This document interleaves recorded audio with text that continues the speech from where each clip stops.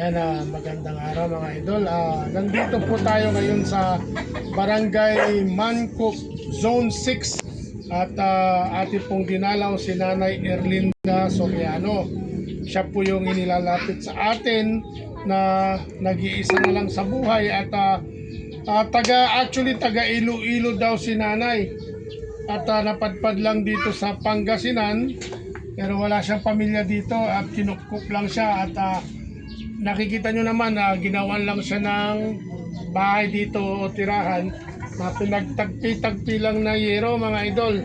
Kaya andito tayo para ibigay yung kahilingan nila, nabigyan ng konting pagkain si Nanay at solar light kasi wala daw siyang ilaw dito.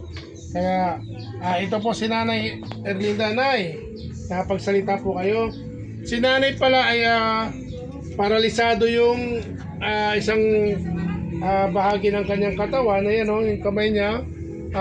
At parang ganun na rin yung sa kabila. At medyo hirap na rin magsalita si Nanay. Kaya dito tayo para ibigay sa kanya. At lalo na yung binigay na tulong ni Sir Frank Nati. Ayan, maraming salamat Sir Frank sa inyong pinaabot na tulong para kay Nanay.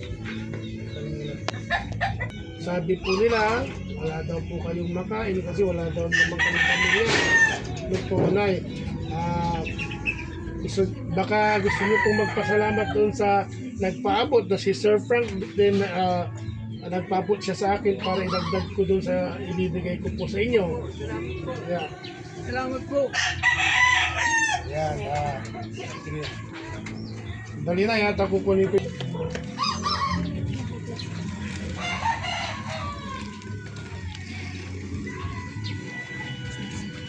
Nay, ito po yung galing sa amin ni Sir Frank, no? Opo, salamat po.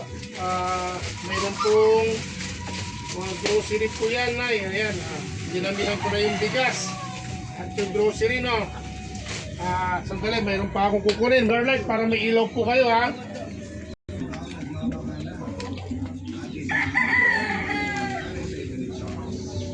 Ito po, Nay. Nagdala po ako ng damit ninyo. Ito, sangkahon na damit po yan.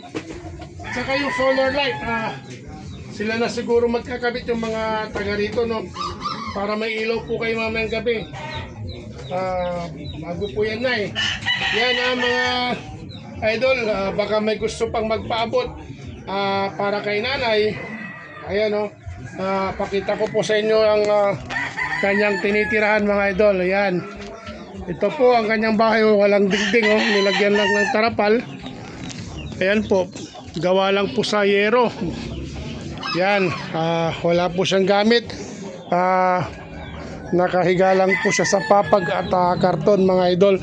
So marami pang kailangan dito na kung may mga mabubuting puso dyan na gustong magpaabot kay Nanay, ibigay nyo, sabihin nyo lang po sa akin at ating ipapabot po kay Nanay Erlinda. Yan, maraming salamat po mga idol and God bless.